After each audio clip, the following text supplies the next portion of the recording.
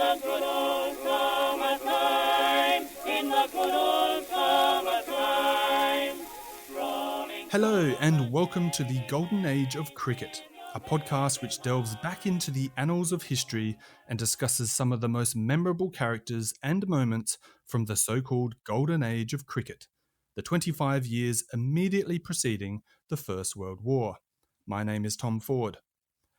My guest today is Peter Lloyd, who after a long and wide-ranging career as an academic and consultant in public health, drew on his lifelong passion for cricket literature and turned to writing. In 2020 and 2021, in collaboration with Peter Schofield, he produced two self-published pictorial narratives on Victor Trumper and Don Bradman, with the former awarded runner-up in the Australian Cricket Society Book of the Year. Turning to the Golden Age, in 2021, Peter self-published a biography of the New South Wales left-handed opening batsman Warren Bardsley, which was subsequently announced last August as the ACS Book of the Year. A companion self-published volume on Montague Alfred Noble has just been released, and it is the subject of today's podcast. Peter, welcome. Thank you very much, Tom. It's a pleasure to be here and to be a guinea pig, so to speak, in your podcast series. I'm fairly sure that they are going to be well received. If I could just editorialise for a minute before we get started on the questions and discussions. The golden age of cricket, as you allude, is the first golden age at any rate, because several golden ages exist in terms of the way that folk over the years have eulogised certain periods. But I think the true aficionados would believe that the period of 1892 pre-Great War, was definitely the first and probably the most magnanimous.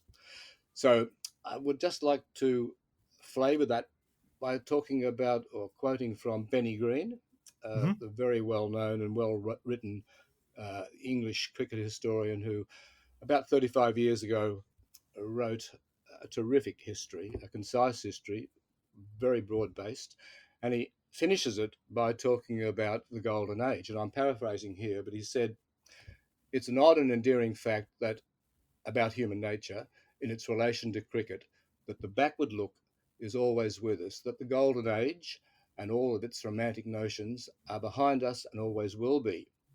Benny was adamant that the deeds of the giants of the past, the Ranjis and the Jessops and the Trumpers, etc., are worthy of note and are far from dimmed by the passage of time.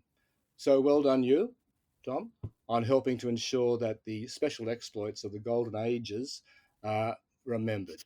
So I'm sorry, but I can't help but editorialise. It's part of my personality. So let's fire away.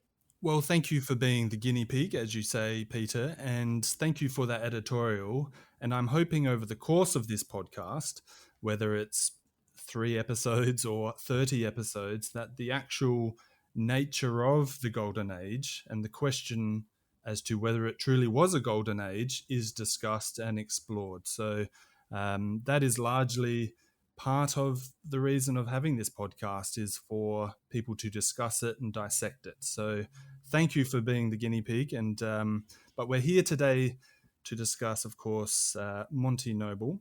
Peter, after the completion of your excellent biography on Bardsley, you swiftly moved on to writing Monty Noble, Cricketing Nobility.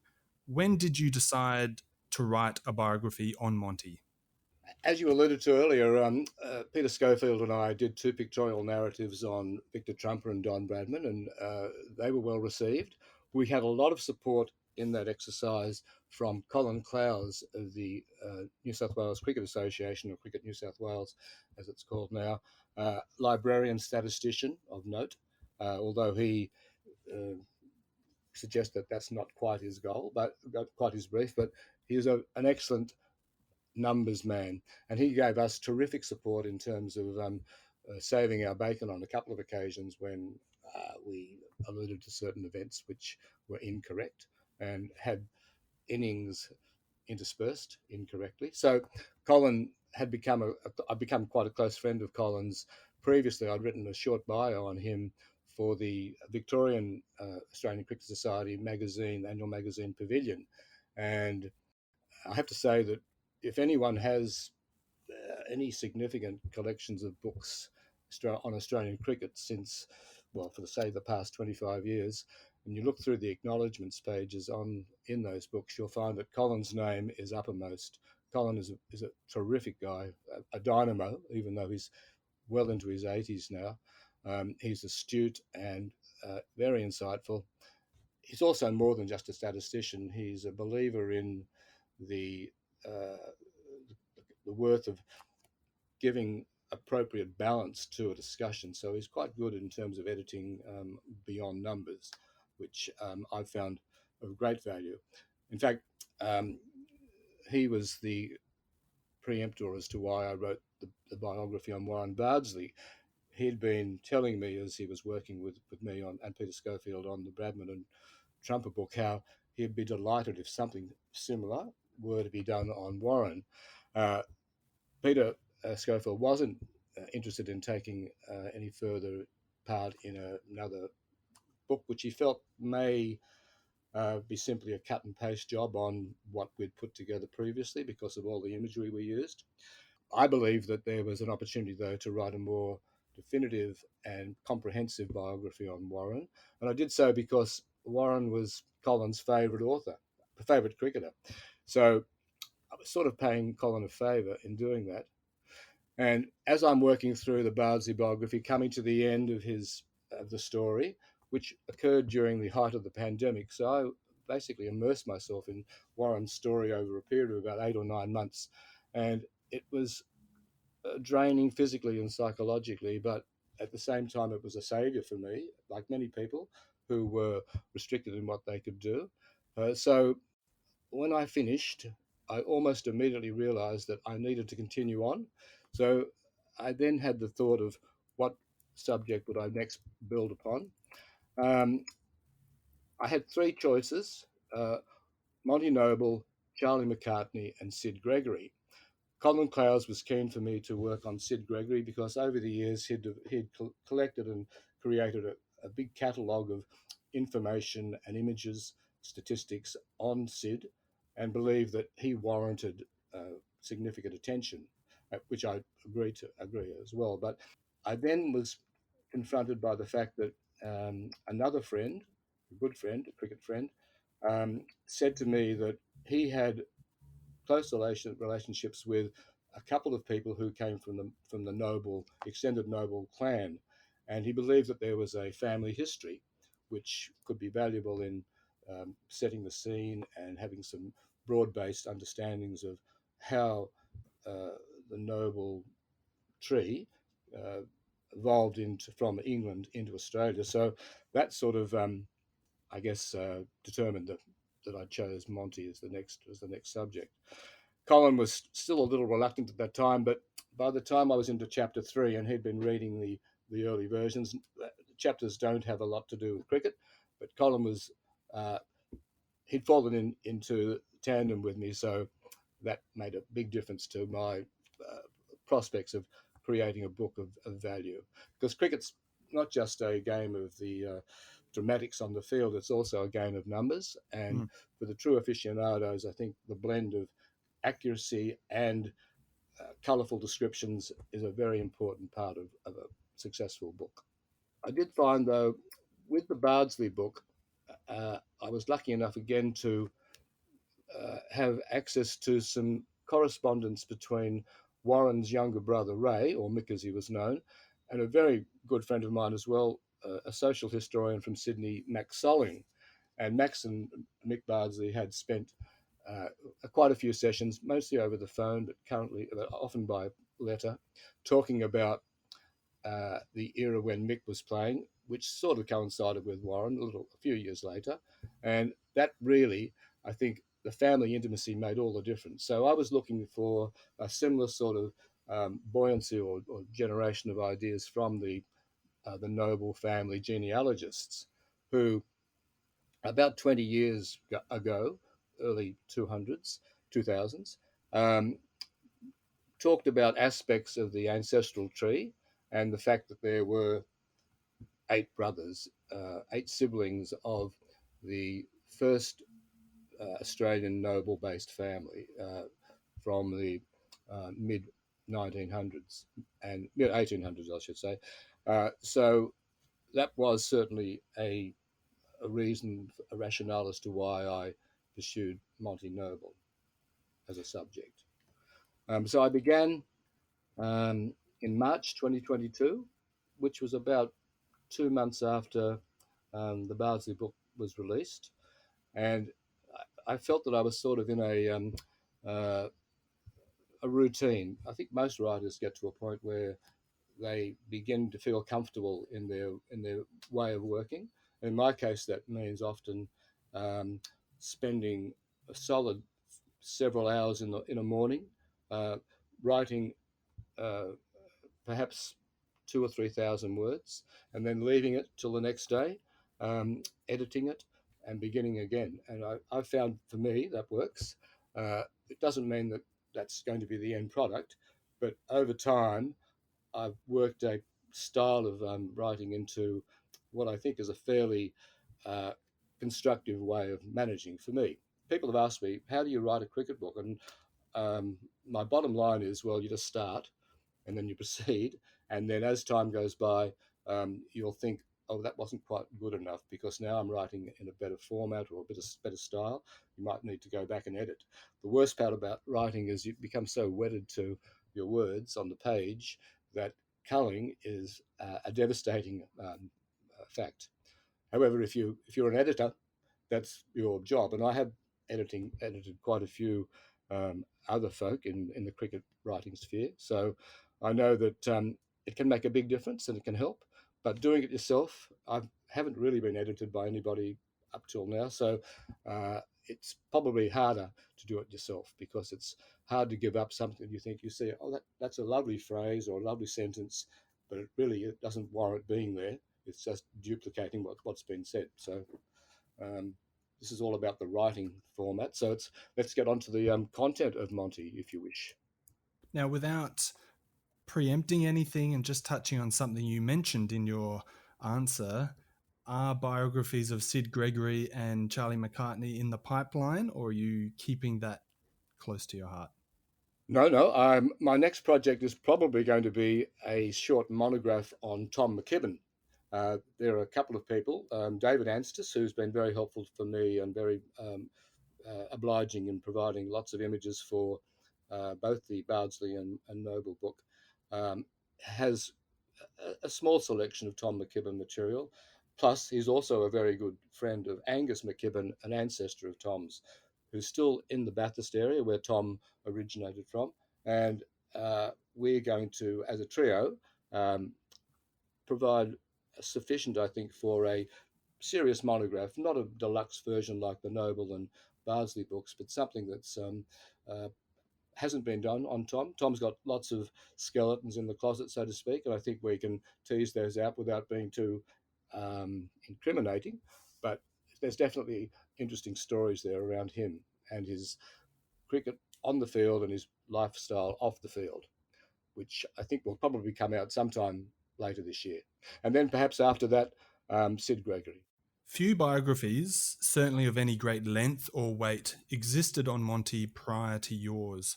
Why do you think it took an Ashes winning captain so long to receive his due? Good question. So Warren Bardsley was rather a dour figure, although he did have a congenial inner circle manner. Noble, by contrast, I think was perceived widely as being a person from a well to do middle class background, someone who had certain social advantages that allowed him to devote time to a sport which he showed early promise. Three well known Australian cricket historians and authors, should I name them? Yes. Max Bonnell, Rick Sissons, and Richard Cashman, told me separately, once I'd begun the Monty biography, that at one time or another they'd all contemplated writing his life story. However, they had balked at the task, in part because they weren't sure that there was enough about him to write an entertaining account, despite the fact that his pedigree on the field was impressive. There appeared for them not to be any major skeletons in his closet, and despite his prodigious exploits as a batsman, bowler, and captain, they didn't think there was enough to warrant the effort involved in a major piece of research. Other more interesting subjects apparently caught their attention.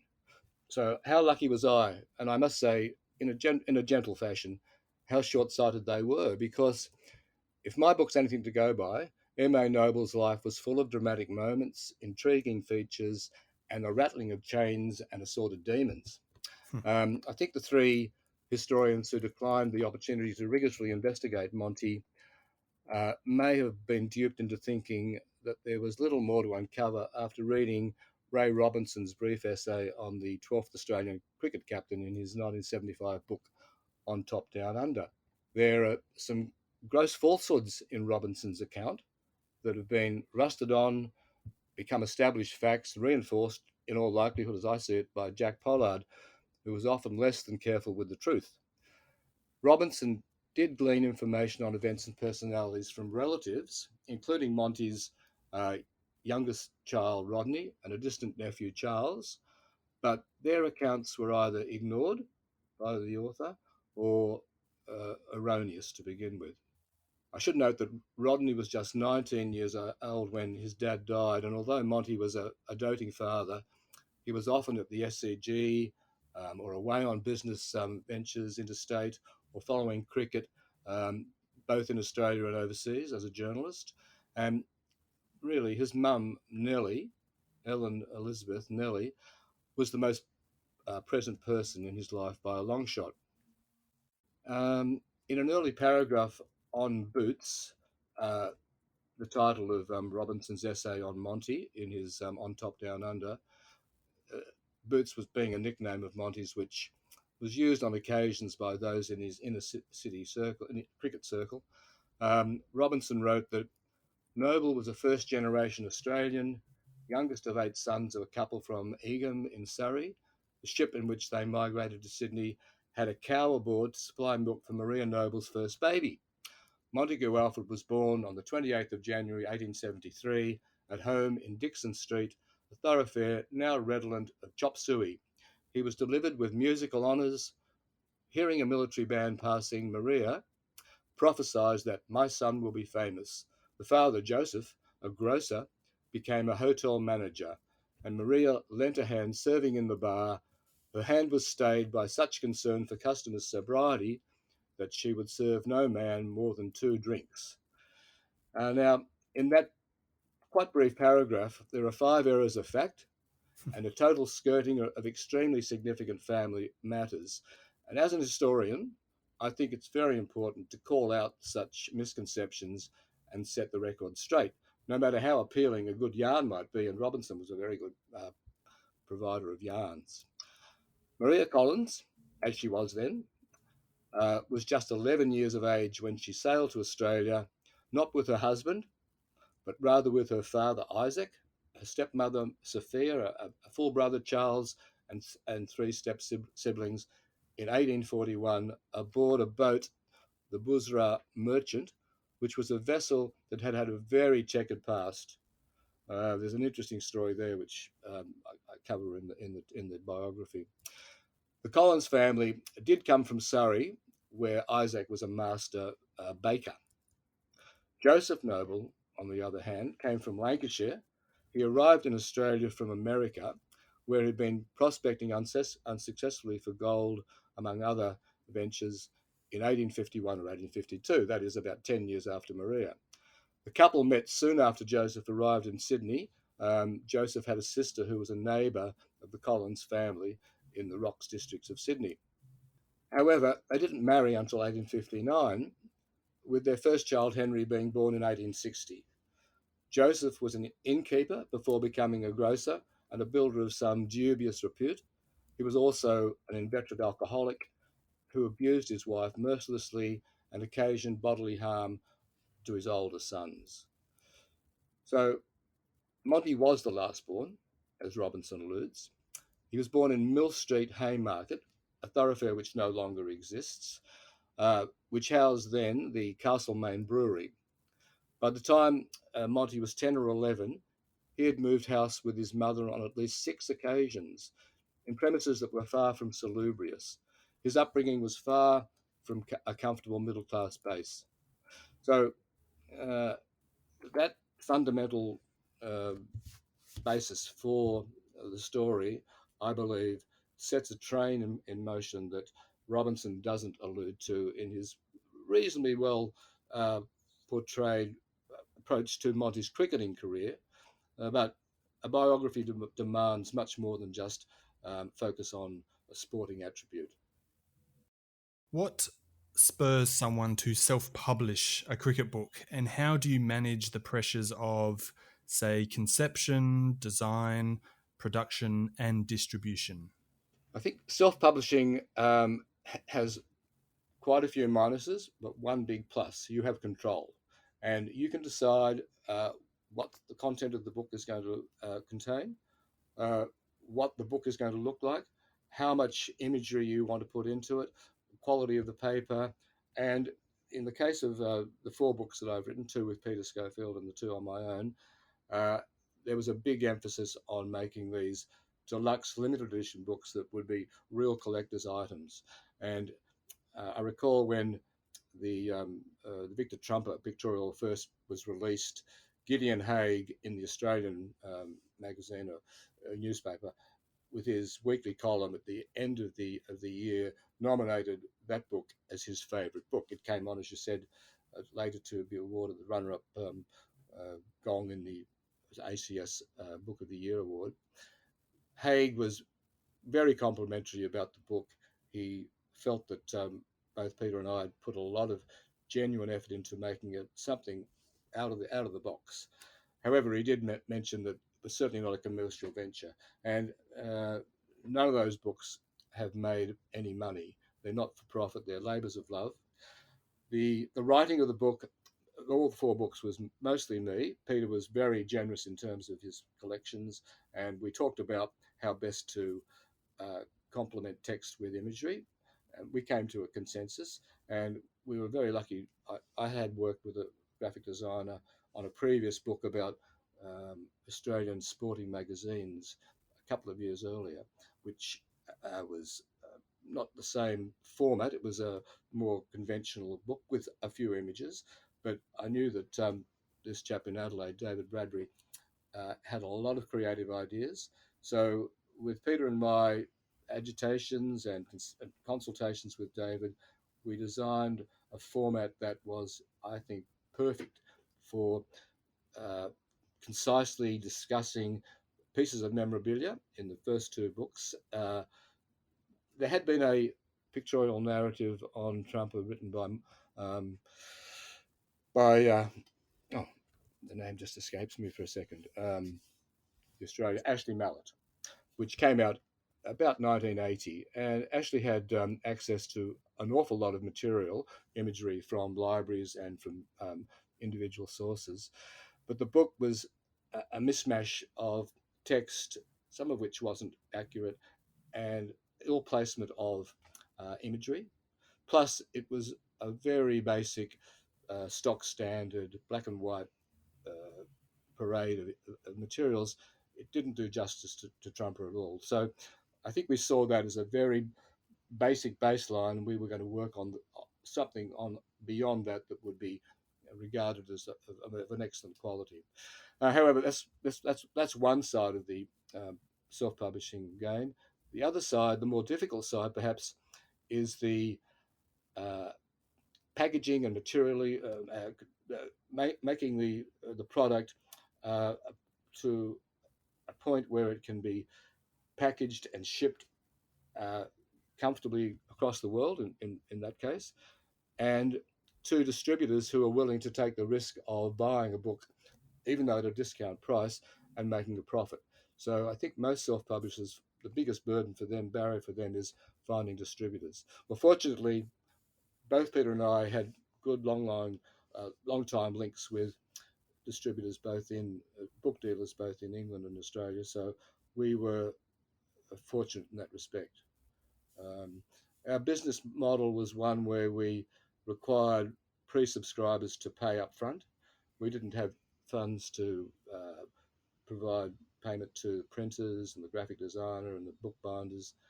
So we needed to have some people at least take a risk, perhaps. After the first book came along, we had less problems at all. Most people now who have bought those 4 books have wanted each of the successive volumes. In fact, they want them only if they can have the same number. So there's a chap who likes numbers 13 and 87. They're his in advance. So self-publishing can be very rewarding, but it can also be very draining.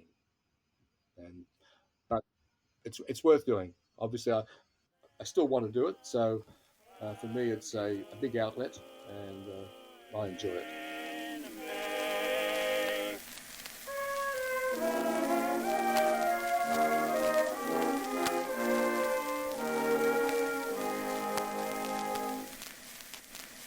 Now, for many modern cricket fans, the name M.A. Noble is one of a handful adorning a grandstand at the historic Sydney Cricket Ground, but I fear many know little or nothing about him.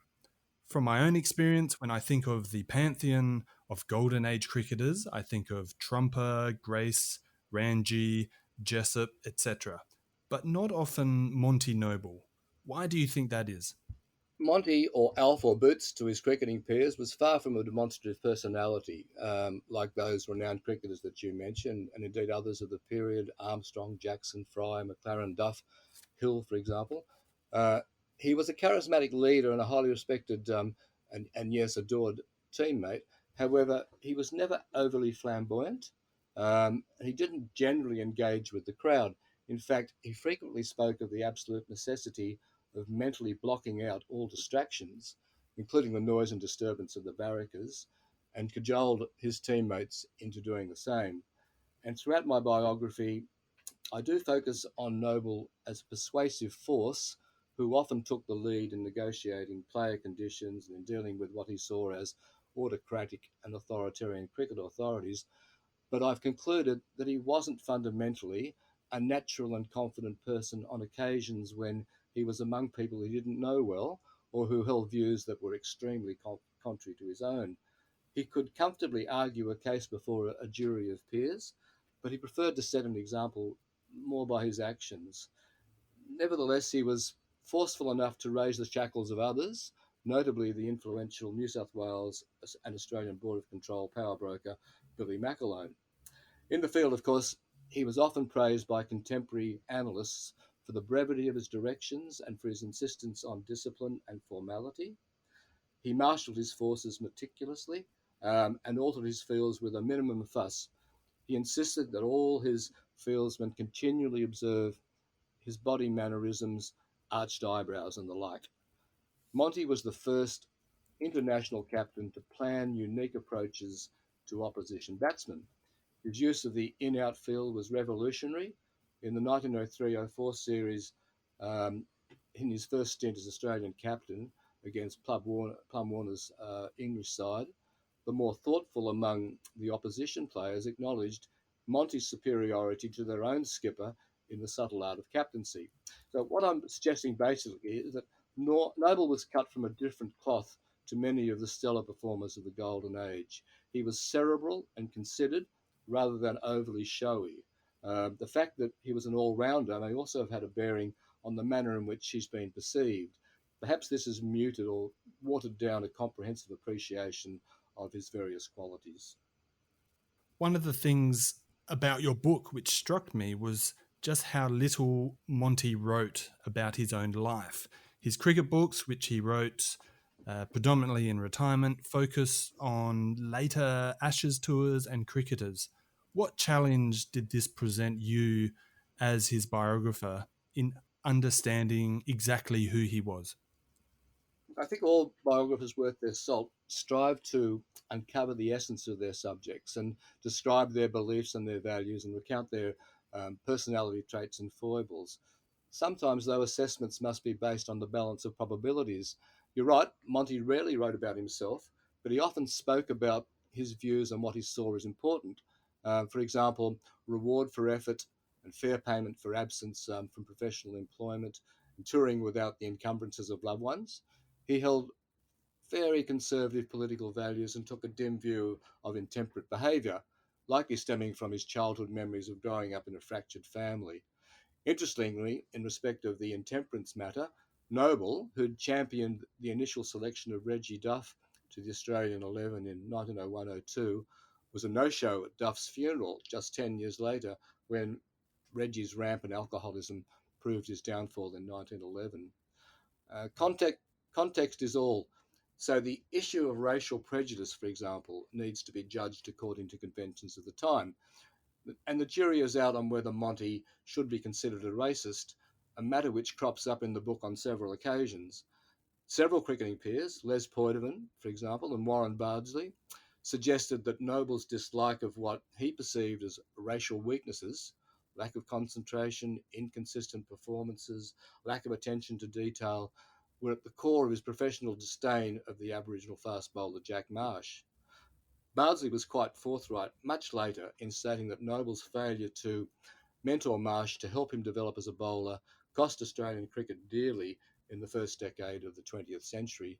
Noble, on the other hand, constantly defended his non-selection of Marsh in the face of criticism, and his decision as captain to frequently assign Marsh 12th man duties, based solely on form, he suggested, or rather lack thereof, and Marsh's propensity to waver in his action to the point that he was called on several occasions.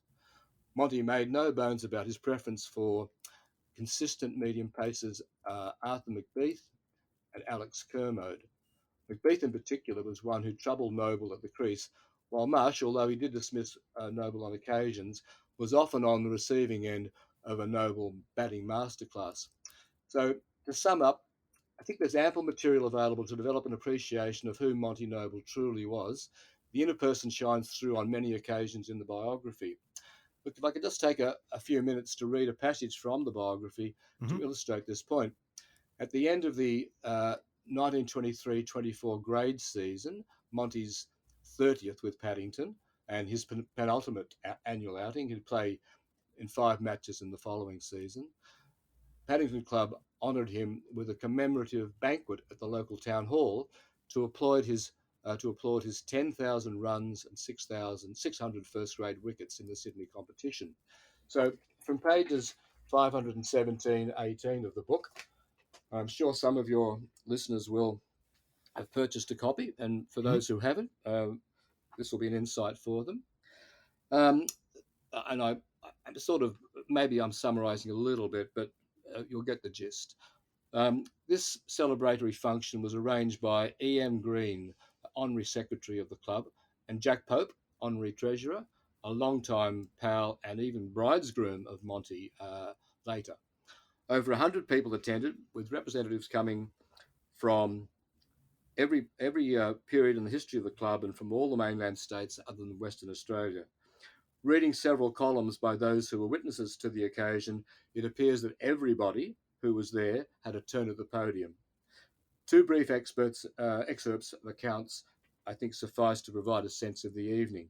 The first is from John Portis, an 1893 foundation member of the club, who, in searching for an appropriate passage to describe the striking quality of Noble's character and his person, chose to quote from the famous valedictory poem In Memoriam, often linked with S. Maunder, but in reality, really the 1861 panegyric of William Jeffrey Prowse on the great man of Kent, Alfred Myn.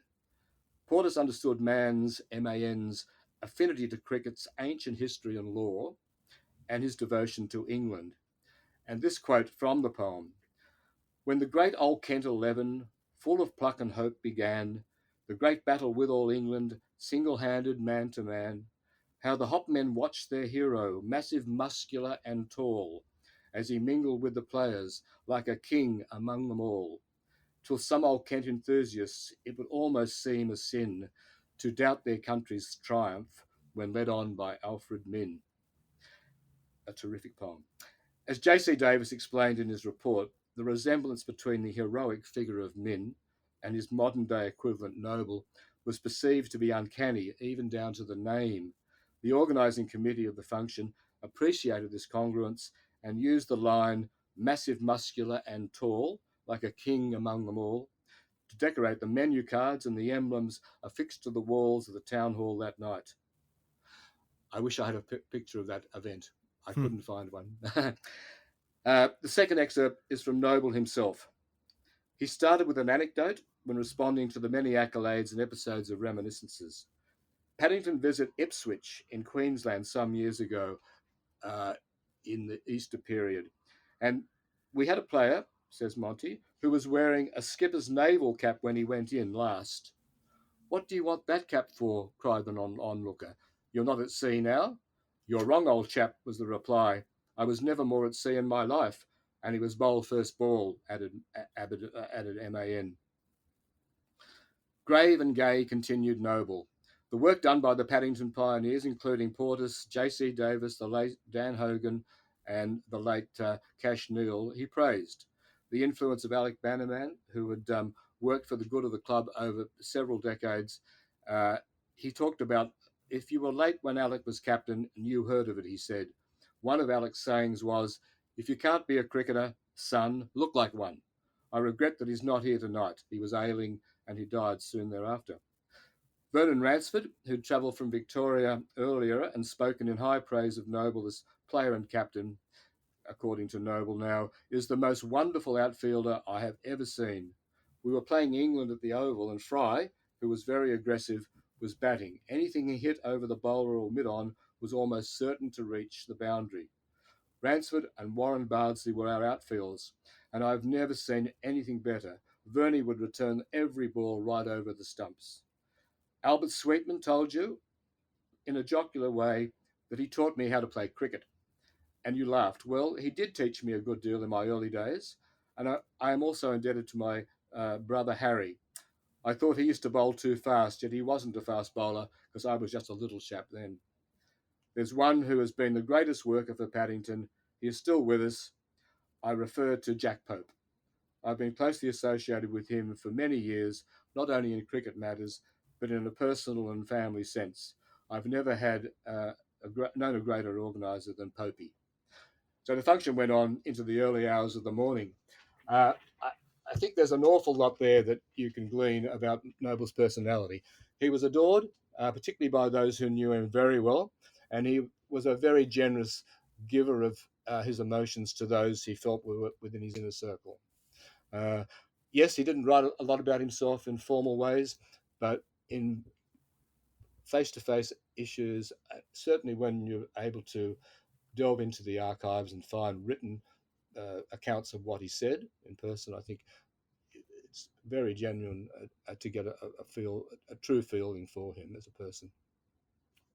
I also sense, reading your biography, that a lot of the history surrounding Monty's early life comes from his own descendants who have compiled a family history. And I think you did touch on this earlier. I think it was published in 2001 or thereabouts. Was this a contributing factor in deciding to write his biography? I guess to a degree it was. The biography focused on principally on the 8 siblings, the 8 brothers of the marriage of Maria and Joseph. The book is over 300 pages in total, and 12 pages are devoted to Monty.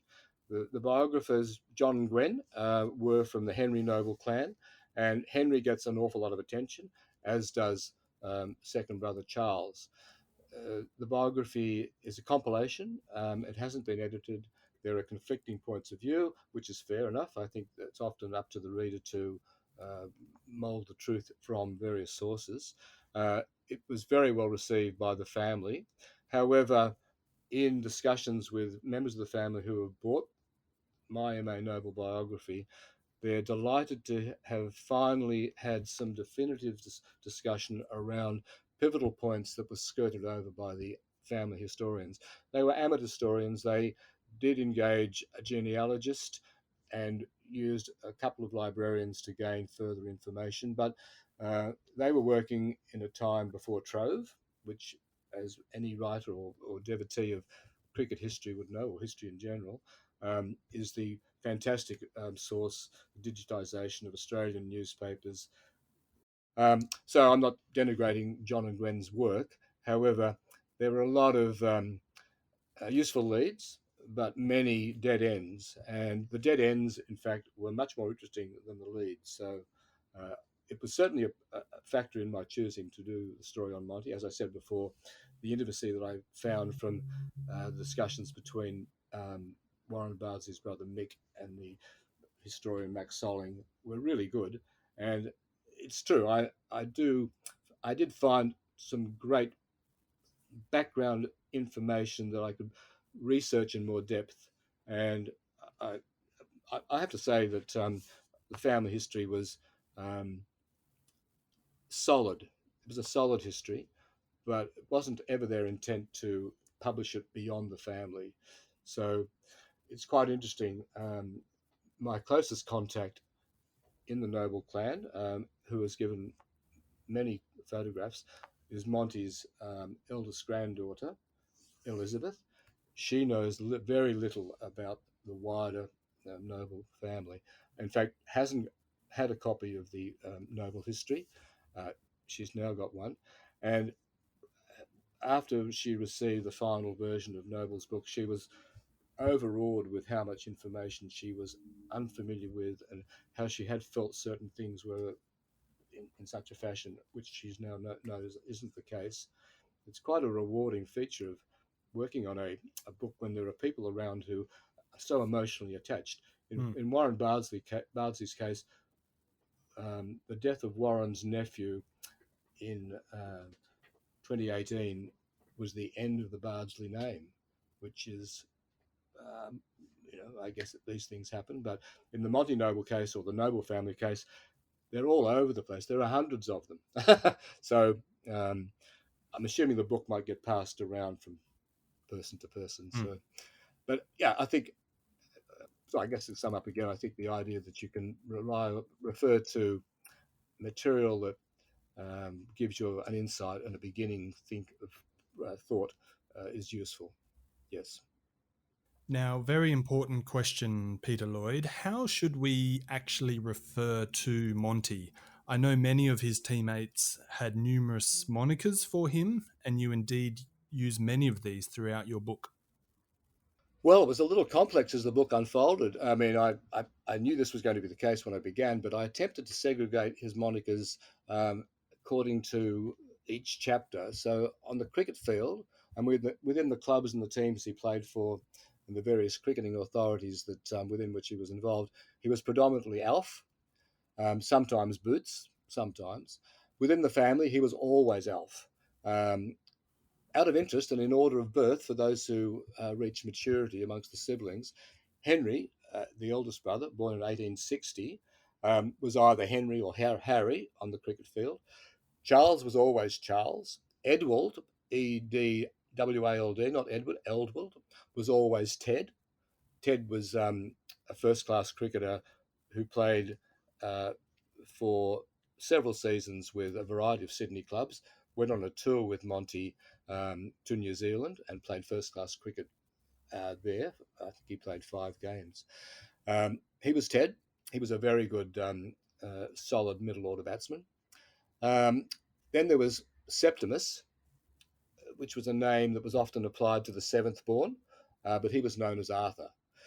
Um, I have a lovely touch in the book. I only give it a footnote, but it is worthy. 92-year-old Donald Scott Orr, who was a descendant of Monty's eldest brother Henry, recalls Alf and Auntie Nellie.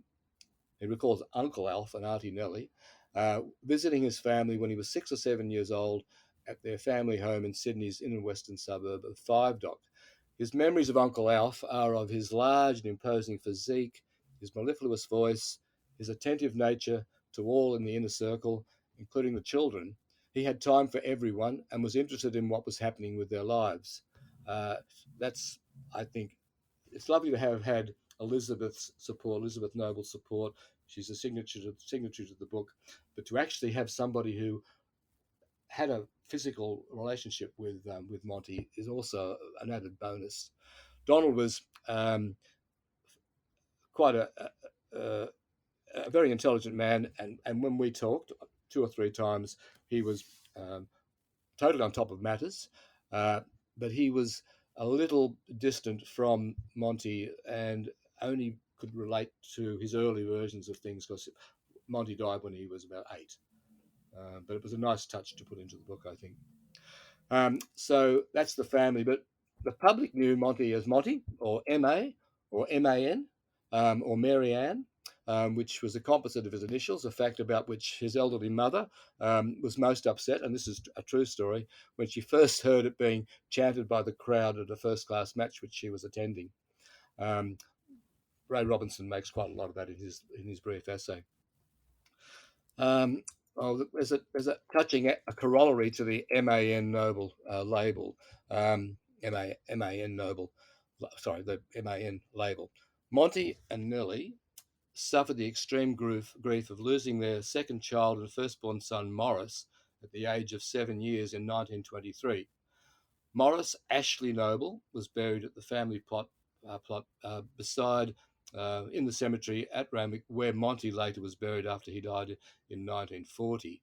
So the resting place of the two has the two MANs side by side. I'm sure that the initials for Morris were deliberately chosen to replicate Dad. Nellie survived her husband by 23 years, and she died while on a trip to the United States, where she was visiting Rodney, who by then was a high-ranking officer in the Australian Royal Air Force, and his family, and she was buried in Washington. Otherwise, she would have been buried beside her two MANs. Be a sport and join the fun, jolly good fellows everyone. Come along, be one of the boys.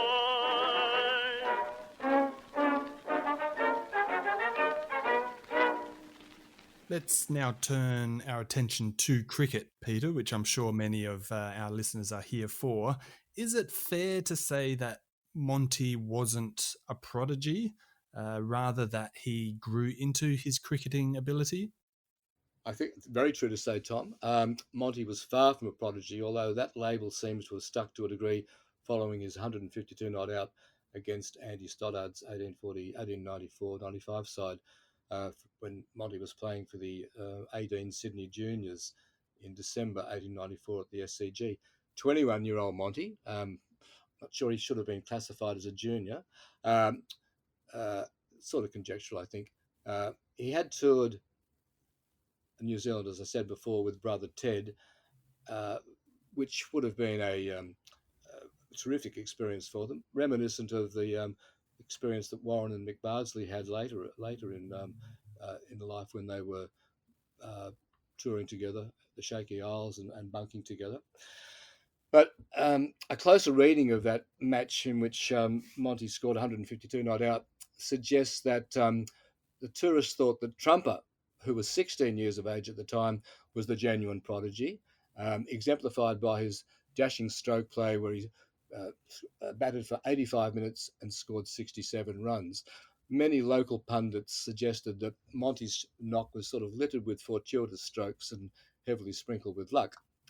State selectors were impressed by Trumper, and he was selected for the very next Sheffield Shield match in Adelaide in January 1895. Noble had to wait until the following Shield clash in Sydney for his debut into first-class cricket against Victoria in late January 1895. With limited opportunities, he failed to impress in this game, and he had to wait until the 1896-97 season for his next opportunity, when once again selected for New South Wales for the state's southern tour on the back of solid form in grade with bat and ball. No one seemed quite sure whether his promotion to the first-class arena was as a batsman or as an all-rounder. This conundrum was resolved when he bowled in only one of the four Sheffield Shield clashes, and then only as a fifth and fourth change bowler to rest the frontliners. State skipper at the time, Tom Garrett, knew of Monty's potential with the ball, but he had a formidable arsenal of trundlers at his disposal, as New South Wales swept all before them in winning the annual competition without losing a single match. Meanwhile, Monty's batting form saw him finish the season in second place in the aggregate table, 344 runs from 6 innings, behind Jack Lyons of South Australia, 404 runs from 7 innings. But Monty had the higher average, 68.8, compared with Lyons' 57.71. Monty was then first selected for Australia after a sterling 1896-97 season. He played in the second Ashes Test at the MCG in January 1998 against Stoddard's latest touring party, which was captained by Archie McLaren, and Noble was considered a batsman who bowled a bit. His national skipper, Victorian Harry Trott, was largely unaware of Monty's talents with the ball, having only seen him bowl on a few occasions across 3 first-class matches, primarily as a change bowler and only with limited success. Monty came in with Australia well placed uh, at 5 for 434 in this timeless Test match. He was very nervous. Let's hear what Clem Hill had to say about his new Test comrade in one of his 1933 reflective newspaper articles. Clem says, "I can see him now, a long, thin, gawky fellow. He was very serious and took failure to heart very much. He and Trumper had played against the Englishmen in 1894.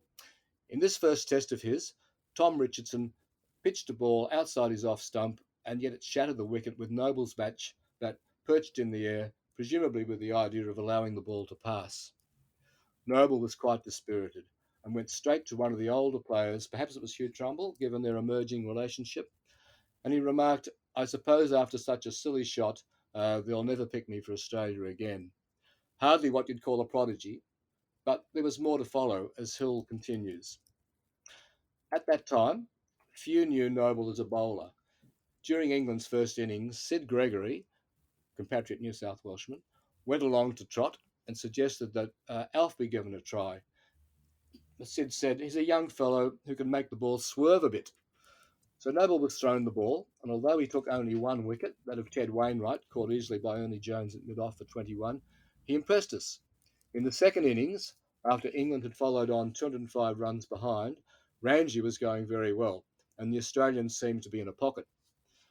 Noble was brought on, and he got Ranji with a beauty in the second over, and from that time onwards, he became a tower of strength for Australia as a bowler. I well remember that delivery, says Clem. It proved the undoing of the English champion. Many times in later years, I had to keep it out of my wicket too. It was a ball of a good length, which looked to a right-hander. Clem was a left-hander. It looked to a right-hander as if it had pitched on the leg stump. At the last moment, it would swerve to pitch off on the off stump and then would turn back, hitting the middle of the leg stump. Mary Ann, quoted by Clem, as he became known afterwards, captured 6 wickets in that second innings of England for 49 runs off 17 overs with 1 maiden. Truly a very auspicious opening to his very fine career in Test cricket. However, Hill became even more expansive in his ruminations when he insisted that, unlike Trumper, Noble was not a born cricketer. He made himself one. Out of form, he was next door to useless with the bat, but he did not stint himself in the slightest in the manner of training and exercise and practice when he was getting ready for a tour or a season. He made himself a bowler, and he practically forced himself to be a batsman.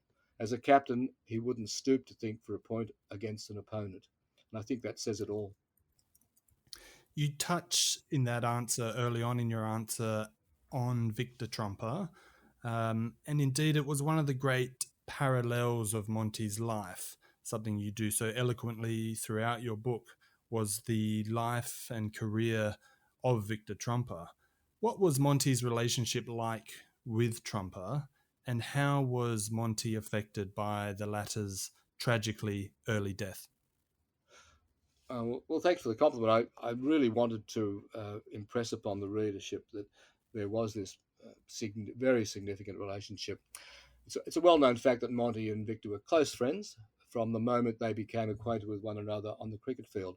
There's a deal of comment about their link during schoolboy days, but that's a bit of a furphy because Monty left Crown Street Public School the year before Trumper enrolled there. What's more certain is that Monty was very influential in encouraging Vic to play for Paddington District Cricket Club in the early years of the Sydney District competition, when residency qualifications were still being ironed out in their infancy, so to speak. From that moment, they were inseparable. They were allies on and off the field, similar in their commitment and devotion to the niceties of cricket out in the middle, if not in the dressing sheds. Vic was notorious for his jumble kit. Take it from Fergie, Bill Ferguson, another novice tourist. Monty, although only a recently knighted Test cricketer himself, was central to Vic being given the nod to tour England in 1899 as an extra, fully paid up member of an expanded squad. How fortunate the decision was, given injuries and ailments within the collective. I think that tour was a revelation of the skills of both players, individually or often in combination. They were either winning or saving tests for Australia against a rampant foe, and pulling together day in and day out over the course of several months across 4 tours. Trumper, like Bardsley, was distraught when Noble announced his, what they believed, was premature retirement from international cricket following the 1909 Ashes tour. Vic's entire representative career, let alone his club cricket, had been moulded in the warmth of his mentor's encouragement. When Trumper died young, after years of dogged refusal to capitulate, Noble was incapacitated. Rodney Cavalier captured the distressing personal drama so evocatively in his foreword to Monty's biography, and I quote, "Noble's devotion to comrades, and this is a word of much substance for a man steeped in political convention, was a signature of the man, evinced in reports of Monty by the open grave as the body of the sublime and immortal Victor Trumper was lowered. The finality of Vic's death overwhelmed Monty Noble. Literally, he fell apart at the realization Vic was gone forever. One reporter described the sight of Monty as pathetic, the word employed in its correct meaning." End of quote. Then, in June 1936, 21 years after Vic's death, the Australian Broadcasting Corporation radio channels across Australia presented a special evening program, I Knew a Man, Victor Trumper. Delivered live from the ABC studios in Sydney, Noble's strained tones mesmerised his latter-day audience. He was a practiced broadcaster, but the harrowing devastation he'd experienced many years earlier was still audibly raw. They were very close. Now, we're going to touch on Monty's statistics a bit later, but he, of course, was very capable with both bat and ball. Is it possible to say which area he excelled, or was he a true all-rounder? In my opinion, during Noble's career, he was at times a complete all-rounder, and at other times either a stellar batsman or a bowler without peer in terms of line length and use of atmospherics. Many factors, I think, are significant here.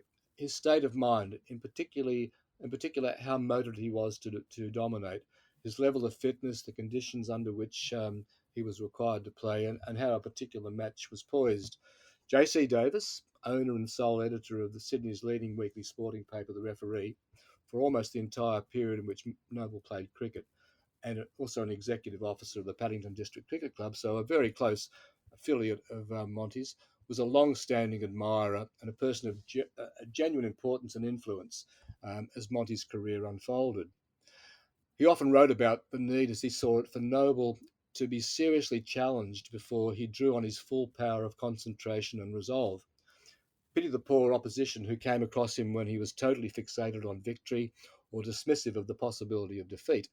Davis had great delight in recounting all such occasions where Monty dominated, whether it be in a test arena or in the UK or Australia or at Hampton Park for his club.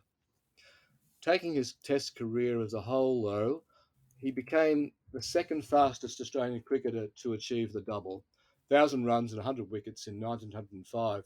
It had taken him 32 matches, just 2 more than it did George Giffen in 1896. So I think at the end of the day, you'd have to say he was an all-rounder of high skill. But there were moments when one of the other attributes dominated. But if you add on his captaincy skills and his fielding ability, he was the complete package. That's a good point. An allegation which followed Monty's playing career, and perhaps even to this day, is that he had an illegal bowling action. Accusations of throwing began quite early in his career, and following his first tour of England in 1899, the columnist F.S. Ashley Cooper wrote, and I quote, "There cannot be any room for doubt in the minds of those who have seen him bowl on several occasions that now and again he most certainly threw. He has not been no-balled for throwing, it is true, but there is an old proverb which declares that lookers-on see most of the game, and as one who has seen several of the Australians' matches, I have not the slightest hesitation in declaring that Noble threw. What do you have to say on the throwing allegations that followed him? Certainly, this is an issue to consider, Tom. It's a significant issue, one which, as you say, has bothered interstate and international contemporaries and commentators. Look, I could wax on at length, often my preference to do so, but I have to point out, as Ashley Cooper mentions, that Monty was never called by an umpire, including fearless Dimboola Jim Phillips, despite the best efforts of sometimes national teammate, Victorian captain and newspaper columnist Jack Worrell. Monty was given the full support of all the major protagonists in the three Sheffield Shield states. The Victorians refused to play in a side captained by Worrell as a consequence of his defamatory accusations, which he parlayed with Phillips. Davis was adamant, and my position too, benefit of the doubt. Remember, Tom, I was desperate for you to uncover long lost footage of Monty turning his arm over to include in the biography. Ancient footage of other trundlers exists, but nary a glimmer of Alf's bowling actions and extenuations. So hard to look back. And there were times when throwing was a plague and seen as such. This was a period. Similarly, during Don Bradman's era, I just have to give benefit of the doubt to Monty. He was a true believer in the correct approach to cricket. If there were any thoughts that he did throw, I don't think it would have been intentional. I think you're right. Until footage does resurface, which may never happen and is probably becoming increasingly so, we may just never have a definitive answer on the matter. It's funny how C.B. Fry at one stage claimed that Monty was a thrower and then later eulogised him for his bowling. Similarly, Jack Worrell, despite the period when he was intensely interested in, I think there was a degree of, he had been dropped from the Australian side. I think there was a degree of jealousy when he started accusing various players, not just Monty, but also Jack Saunders. Later in life, in his dotage, perhaps, Worrell claimed that Monty was one of the greatest bowlers that Australia had ever produced. So, yeah. Monty also played a lot of baseball in Sydney, which might be surprising to some of the listeners. And so did Trumper, which might be even more surprising. I would imagine this is possibly where he learnt to swerve the ball, as they called it back in Monty's day, to tremendous success. Do you think this could be where the accusations of throwing came about?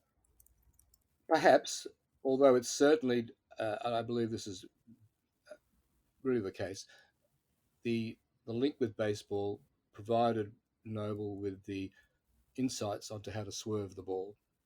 Throwing, I think, is an extension beyond the involvement with baseball. Monty was a major baseball exponent on the square at second base, a position not too dissimilar from point in cricket. And he was also very prominent in the New South Wales and Australian baseball boardroom. His credentials justified acknowledgement when he was inducted into the Australian Baseball Hall of Fame in 2010, a year before he was awarded the same accolade in the New South Wales Cricket Hall of Fame. Yeah. When that award was first instituted in 2008, Victor Trumper and Charlie McCartney from the Golden Age were part of the initial inductee group. And then in 2009, Warren Bardsley. Monty had to wait until the third year of the program. Should I suggest go figure? Just out of interest, Arthur Bailey was gonged in 2015 and Sid Gregory in 2017. I personally had a say in determining who was enrolled in 2018 from the past era, but I can't say what my preference was, although I wasn't disappointed. But back to Monty.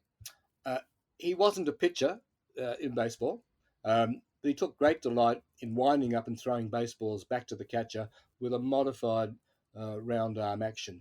He had very large hands and broad shoulders, and he could make the ball twang into the catcher's mitt. He saw how the better baseball pitchers were able to curve the ball through the air to confuse the batters, and he learnt much from expat American Tom Gleason who captained the Paddington baseball team to great success in the early 1900s when, as you say, Monty and Vic Trumper, as well as Ted Noble, were part of the team, and a couple of the other Paddington cricket first graders. Of course, in baseball, the ball doesn't bounce before arriving at its destination. Monty practiced bowling cricket balls with a slightly roundish action and found that he was able, on occasions, to make the ball curl around both sides of two single stumps positioned in the wicket on a short and a good length before it landed. He found he was able to do that more often when the ball was relatively new and dry and when the seam was proud. When the wind was in his face was also an advantage. He also had the capacity to make the ball bounce steeply off a good length. And in modern parlance, his strong grip and his large hands allowed him to make the ball revolve at a higher rate than most others could achieve. There's another passage from Ray Robinson's essay on Noble, which I think is worth quoting from.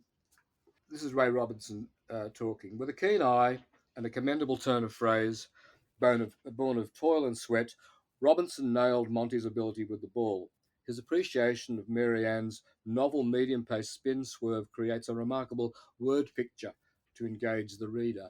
Noble's ability with the ball is well matched by the journalist's adroit use of momentum. And here is, I'm quoting, the innovator acquired the swerve, that is Noble, acquired the swerve from baseball, which he learnt to play when USA Sporting Goods Company A.G. Spalding's sent out two American demonstration teams, the Chicago White Sox and All-America teams in 1888-89. Instead of pressing two or three fingers on the ball's seam, like a spinner, Noble held it between his thumb and his strong corn-studded forefinger. On the truest of tracks, all he needed was some sort of headwind for his spin or swerve to be difficult. This deceitful ball, plus a well-conceived quick one and a penetrating off-cutter from a moist pitch, were reasons why England's Indian batting genius, Ranji, rated him amongst the 6 best medium pacers he ever faced. So baseball was of value to Monty, both in terms of his career interest in the administrative side of it, but also in terms of his fielding abilities and in the way that he saw some opportunities to develop a form of bowling that very few others could emulate. So in your mind, Peter, was Monty the best swerve or swing bowler in cricket during his time on the international stage? Look, he was definitely up there and for a long time, but George Hurst of Yorkshire in England was also a brilliant exponent of the swerve as he matured and bowled a little slower than when he was in his prime. His exploits in what's known as Jessop's match at the Oval in 1902, when he helped England defeat Australia by 1 wicket, are legendary. He took the wickets of Trumper, Duff, Hill, Darling and Gregory. Only Noble in the top 6 escaped his lethal spell, either by bowling the batsmen out outright or having them caught behind. Hurst was still producing the unplayable ball in the 1909 Ashes series when Noble fell to his guile on a couple of occasions. The other devilish exponent of the art of swerve during the Golden Age was Bart King of Philadelphia, who was considered by many to be a better bowler than Sydney Barnes. It was the lateness of King's swerve which set him apart. He became the leading wicket taker in England in the 1908 season when the Gentlemen of Philly toured the UK. So I think those three were on a par. Perhaps Noble's durability was beyond the other two. That concludes part 1 of today's podcast on Monty Noble, featuring his biographer, Peter Lloyd. Keep an eye out for part 2 on the Golden Age of Cricket podcast. I'm Tom Ford. Bye for now.